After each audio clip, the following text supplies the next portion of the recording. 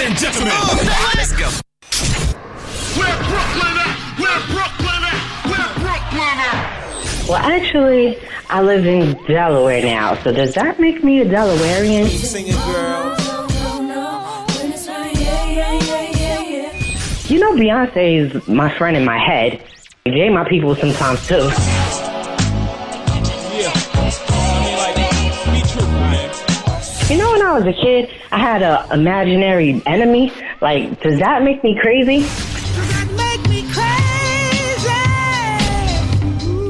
Life as P, presented by Say What Radio. What's up, y'all? Welcome back to Life is P. I'm your host, Phoenix Ash. And if you hear any noise in the background, I'm sitting outside. You know, it's summertime, so we're about to be summer rather, but it's summer weather, so kids are outside playing basketball, people washing their cars. It's popping on the block. But this is the time of year that I think over the years, I started to love this time of year.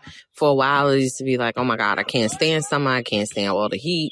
And winter was my thing because I like to wear boots. I like to wear hoodies.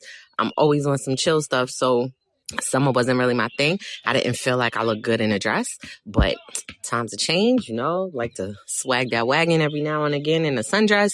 So I'm anticipating a good summer. Also, though, it's nice to have the sunshine offer some clarity. Sometimes I think that when things are too gloomy, too cloudy, that we dwell on the things that are heavy emotionally.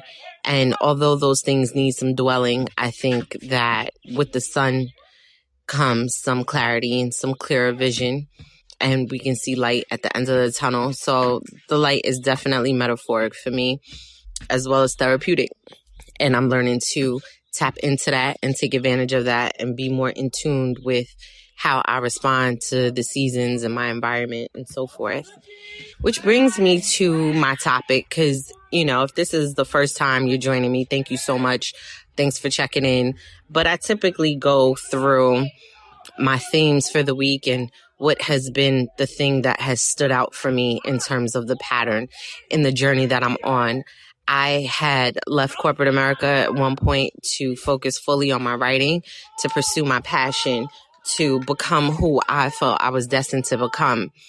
And although I have since rejoined the workforce, I'm still on that journey to pursue my passion with a little more clarity, a little more direction, a little more structure about how I'm going to tackle that and not feel as though I have to choose between paying my bills and chasing my passion.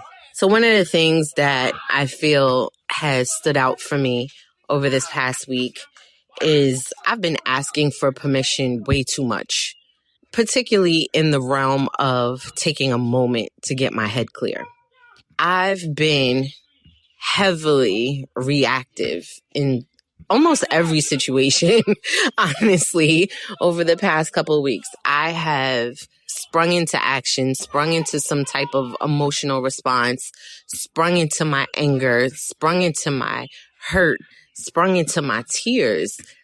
I had just jumped in, which there are a lot of listeners who have gotten to know me, right? You're either in my DMs or we're talking on Facebook or we're actual friends in real life or family. So if you know me, you know that I've spent a lot of time over the years calming my inner crazy. So calming my go left, so to speak. Because I can be really reactive and I can be really hyper and I can be really passionate. And I stray away from saying being really angry because I don't consider myself an angry person. There was a time where I questioned whether I was an angry person, but I'm not. I'd say 99% of the time I go left and then within an hour I bring myself back to some calm middle ground. So those people who were in my life consistently, I know y'all really love me because y'all give me the time to come back to my middle ground. Y'all withstand me going left. And when I go left, I don't really attack anyone verbally or I don't attack anyone physically. That's not what my left looks like. What my left looks like is I'm always passionate. That's straight across the board. So that's my resting is passion. But as you can imagine, when my feelings are hurt or when I'm thrown a curveball, that passion fires up. And it fires up for so many reasons. One, it fires up because I step out of myself and I feel like I truly am good to people. I truly am someone who will talk you into your power. I truly am someone who will cheerlead you, who will totally support your endeavors, who will have your back when you feel that you can't get to the next step. I will give you that push, that nudge. I will try to figure out what it is that I can do to invest in that passion purpose that you're chasing. So feeling as though I'm a good person, knowing I'm a good person, and sort of stepping outside of myself and viewing what I consider the wrongs that are done me will fire me up. I've been through a lot of trauma, not solely relationship trauma or friendship trauma where people who have actively hurt me. But I'm talking, when people passing, losing both of my parents before the age of 10, losing 7 children before having my one successful pregnancy. It's traumatic. It is traumatic. And the way that I've suffered through those things, there has never truly been a time that I could gather myself. There has never truly been a time that I could be one with my thoughts and not worry about what someone else is going through or how someone else is impacted or how someone feels about my absence, about me taking my quiet time. And I find that I'm constantly asking permission to take a moment to myself. I'm constantly like, can I have 5 minutes? Can I have a half an hour? Can I step outside for a second? And I don't want to keep asking because that's part of my mental strain, is that I'm in this mindset that I need permission to take the time necessary for my mind to heal a second, because I'm constantly in healing mode. And I think we all should be, because we're all facing a lot of traumas on a daily basis. I've mentioned before, just me being a Black woman and all the layers of traumas I have to not only witness, but suffer through, or just being a Black person at all, being a minority in America, a minority that the country was built on. Like, that stuff is heavy. It's heavy. It's heavy feeling as though I have to educate people around me. It's heavy feeling as though it's on me to figure out how my company can tap into more Black talent.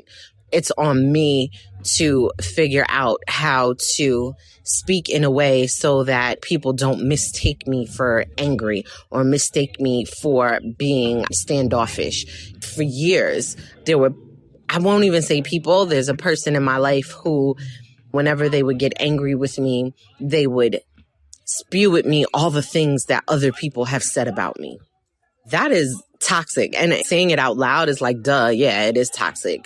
But when you've had this person around you for 20 years, it's sort of hard to see, particularly when that person came into your life at a time where you needed them most and you were able to rely on them and you were able to seek comfort in them.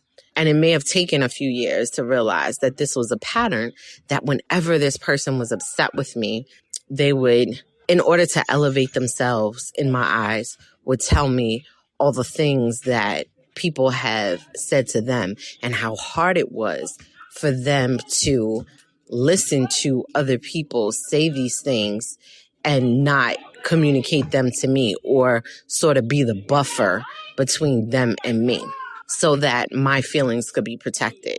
And there's so many things wrong with that, in my opinion. One, I've always been a person to bounce back. I've always been a person to heal myself. And I was mistaken in thinking that my healing journey was recent. Yeah, it's been intentional as of the last 3 years. But I've always been one to self-soothe and be like, okay, well, I got to figure it out. I got to go forward. I got to learn how to maneuver, learn how to move past this. So I feel like I manage my own emotions. I don't feel like it is anyone else's job to manage my emotions on a daily basis. I'm very much, particularly of the people around me, my circle's really not that big. For the people around me, I feel like, move how you're going to move. And if it's hurtful to me, we will address it when we get there and we'll handle it. But I never want you to sacrifice your own happiness or sacrifice your own sanity, your own peace, in order to stop me from a hurt that's going to be temporary. It's going to be temporary. It's just who I am. I don't sit with it long. It stings, and I admit that it stings, and I move forward. That's the end of it. Yo, that hurt. Okay, I can say it out loud. I'm very clear and free to say what hurts me. I'm very clear and free to let my tears fall. I'm very clear and free to wipe them and stand the fuck up. That is all. So the second thing that I think is wrong with that approach is that, are you truly my buffer? Because these things are coming in doses, right? You're having these conversations one at a time, one off. They're not back to back. They're sporadic. They're maybe years in between, months in between, or whatever. And so those are the times where you think you're buffering me. But then when you get angry with me, you hit me with all of them at the same time. You hit me with all the words of all the people that I supposedly trust, I supposedly love, trying to break down how I feel about these people or what I think about these people, really tarnishing the relationship that I have with these people for a moment of anger, upset, cloudiness, or whatever it was that they felt in the moment that they've moved past, I've moved past. We might have even talked about some things and moved past. But in your moment of anger, you're hitting me with all of it. Boom, boom, boom, boom, boom. Basically trying to communicate to me, nobody loves you. Nobody likes you. Nobody gets along with you. Nobody. But then here I am. And it's really just a method of elevating yourself and making yourself, honestly, is low-key abuse. It's abuse. You know, how many times have we heard the stories of abusers, people in your life telling you, like, nobody loves you like me. How dare you upset me, or how dare you be upset with me? I am the only person who loves you. Look at all these slights that people have, like, boom, boom, boom. And nah, you can't handle your relationships that way. You can't handle your friendships that way. You can't handle your romantic relationships that way. You can't keep banging out like this person hurt you. This person hurt you. This is what they said about you. And then you can't justify that. You can't abuse the person that you supposedly care about with saying that this is why, because you act like this, and this is why people da-da-da-da. And you start bringing all these other people into it. It's true instigation. It's childish. It's petty. It's disgusting. Cannot do that to people that you so-called care about. And dealing with that for a lot of years, as well as some other things in my life that have been present for a lot of years.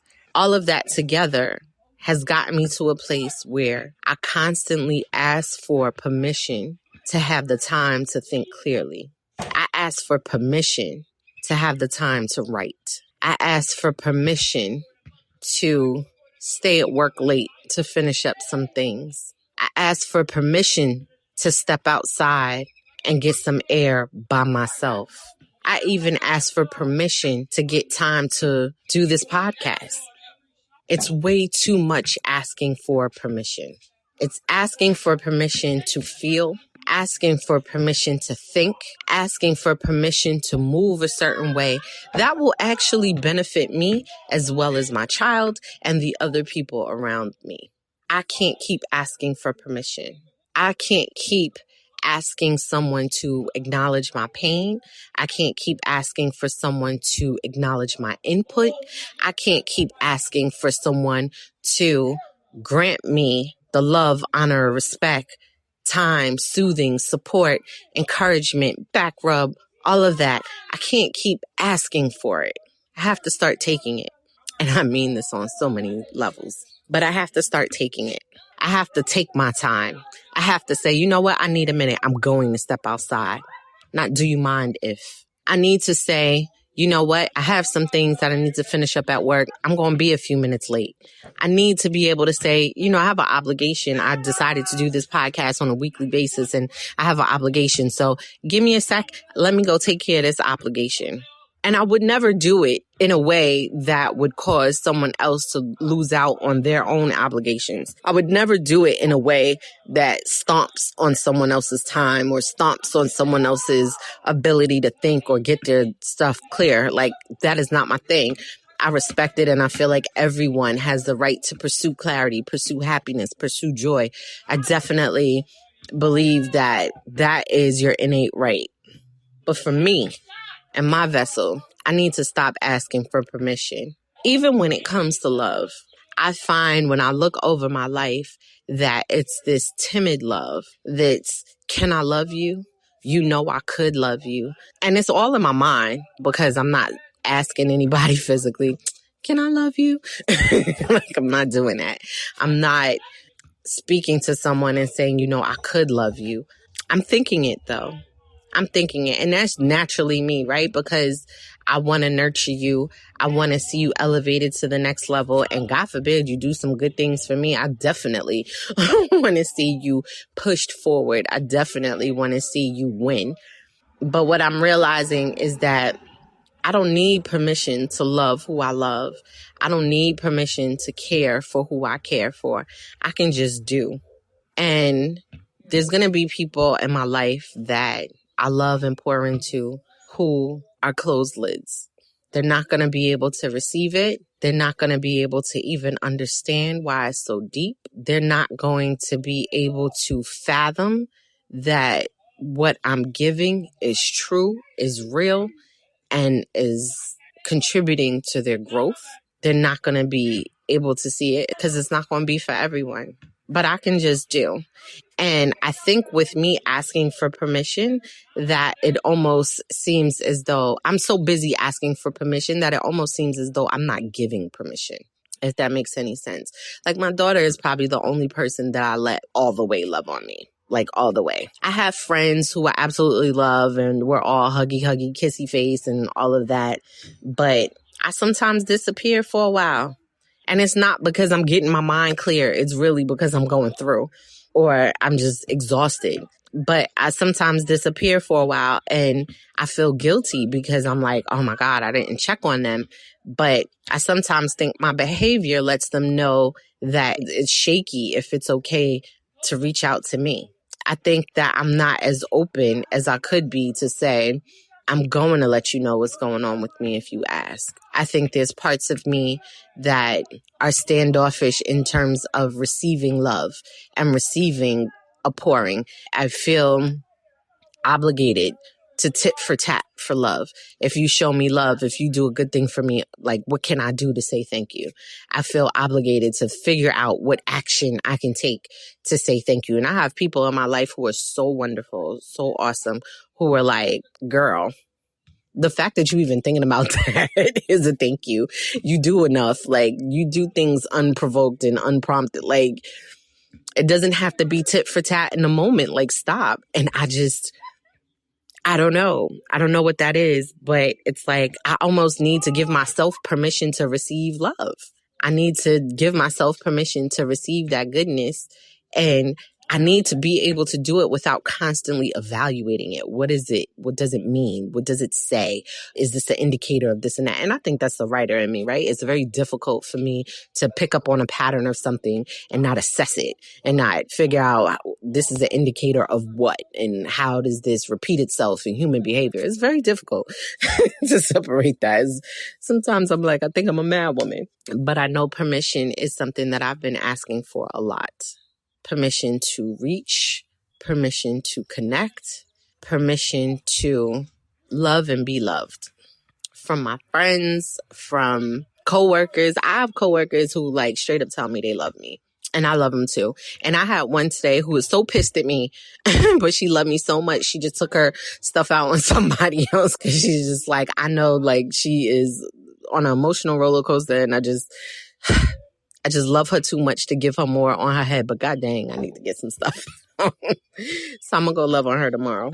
Social distancing, though. But she's going to get some love tomorrow. But yeah, I wanted to share that with you because I don't know if that's something that you're experiencing as well, or if you've even thought about it. Like, are you asking for permission for the things that you should take? Are you asking for the permission for the things that will make you better, make you heal, make you happy, take you to the next place in your life?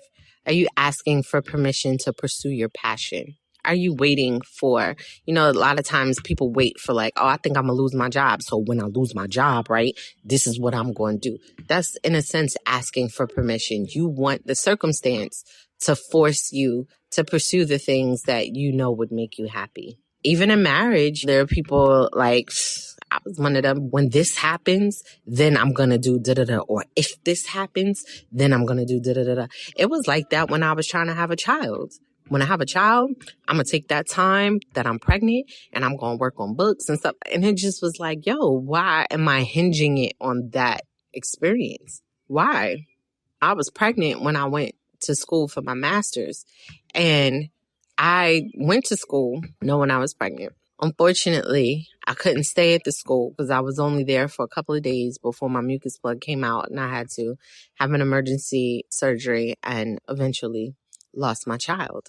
But I did realize during that time that I couldn't hinge me going to school. I hinged everything on that baby. Oh, I'm pregnant. I need to go to school. I need to get my master's. I need to pursue a creative writing degree. I had plans all of a sudden because then it meant it was for someone else. It meant that, okay, I want these tangible goals. I want living a good life. I want reaching my successes, my passion, reaching my goals. I want that to be all tangible for my child. I want them to see me doing it. I want them to see me at my happiest. I want da-da-da-da. And when I lost that pregnancy, I had to take a moment and figure out if I was going to go back to school. And there were a lot of school officials as well as family members who were surprised that I returned the next semester. And they worried about me. They wondered if I had the mental stability to continue. They worried about if I was emotionally ready to take on the workload that was going to be presented to me. But I knew that I was ready. And I was ready because I was making a decision to not hinge what I wanted on a special event. I knew that I had to hinge it on the fact that I wanted it. That what was important. I knew that I was going to find a piece of joy in pursuing it. And I did it, and I did well. And I finished on time and finished with a 4.0, and I was good because I knew it. And sometimes I think I need the reminder to reapply that to other aspects of my life. I don't need permission. I don't need to hinge it on something. I don't need to hinge my mental clarity on a day off. I don't need to hinge my time to write on a weekend when I have a babysitter. Take it. If I take 5 minutes here, if I take 5 minutes there, if I take a half an hour here, a half an hour there, take it. I need it. I should go get it, particularly because it will benefit not only me, my spirit will be in a condition that is conducive to raising a happy child. And the people around me will probably be happy that I'm not like overwhelmed and ready to burst. Because honestly, I feel like over the past few weeks, I've just been ready to burst. And I've luckily had some friends that I've been able to have some conversations with who can like talk me off the ledge, reel me back in, who can love on me sweetly and, you know, hey girl, you tripping. Because I need to hear it. I be tripping, yo. Too. It's all great material for a book, but not necessarily the best for relationships. And even when sometimes I can spiral into a fantasy, and I get annoyed when you pull me out the fantasy too, right? Because I'll be like, I need a moment. Can I have a moment to dream of what would be great, wonderful, proper? Like, can you not burst my bubble for a second? But I think that people are less likely to do that if I just say that. If I just say, listen, I know what I'm thinking is crazy. Let me just dream for a second. Because I am a dreamer. I am a thinker. I'm a planner. This is how I put stuff in books. Do things that I either feel like won't come to pass or ridiculous if I think they will come to pass, or I fantasize about and probably will come to pass. But like, I feel like not everybody thinks like that. And so maybe I need to say out loud, you know, let me dream for a little bit. Let me spiral into this fantasy for a second. And recently I've had an experience where I've done that. I feel like my bubble got burst a little too quickly, but for the most part, most of the people in my life who care about me, they let me have it. They let me have it. Probably had all kinds of opinions. People were worried, like, oh my God, you're going to go left, or be careful, slow down. But there was some really important people in my life who let me have it. And once I've come out of it, I definitely can do something with it. But sometimes I just need to like close my eyes and pretend something else is happening. Because I'm still facing trauma. I am still going through a traumatic experience. Divorce is not easy. It is not easy. Being separated is not easy. Being in the same house while going through the process is not easy. And I think we're both suffering some trauma because of it. And we're both treading lightly to make sure that there's little damage done to our child. So I need to step away and dream for a bit. But more importantly, I need to stop asking for permission to take my time, to give myself the moment I need to think clearly, to give myself the moment to pour into not just my obligations, but my passions, the things that I need to accomplish in order to continue to feel good. So I'm going to work on that. I'm going to stop asking for so much permission. I've always felt like, particularly being a woman of color, I've always felt like, fuck your table. I'm going to build my own. But sometimes those attitudes need to be spilled out into various places in our lives. Like, it's not one area, it's multifaceted. So I hear my child calling me, so I guess she's like, okay, you've had your moment. And I will answer her in a second, but I need to take my moment, and I'm taking it. She'll be fine. She'll be all right. I've not abandoned her. I'm going to go inside, and I'm going to love on her, and we're going to be okay. But I had to take my moment. I had to take my time, and I had to step away, and I had to be in my own zone. I had to talk to you guys because this is my zone. This is where I get the thoughts out. This is where I clear the clutter of my mind. And I'm so appreciative, particularly of you guys who listen to me week after week. Thank you. Thank you for allowing me a platform and space. You know, Say What Radio is my backing, and ooh, Lord, do I love them. But this is where I clean the clutter. And this is where I feel empowered to go to the next step and to continue on the track, to continue on the journey. So thank you. All right, off the soapbox.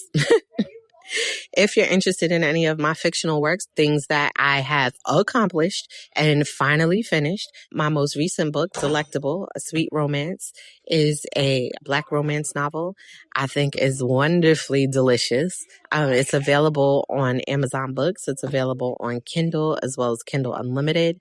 You can find my first novel, In Her Makeup, available on Amazon Books, Kindle, Kindle Unlimited, but it's also available on audiobook as well as, so that's Audible it's on, and it's on Apple Books. So yeah, check me out, y'all. Make sure you leave a review. Hit me up in my DMs. You know, I'm always open. You guys who are already hitting me up know that because I love the exchange. And until next time when we can have that exchange of power, peace.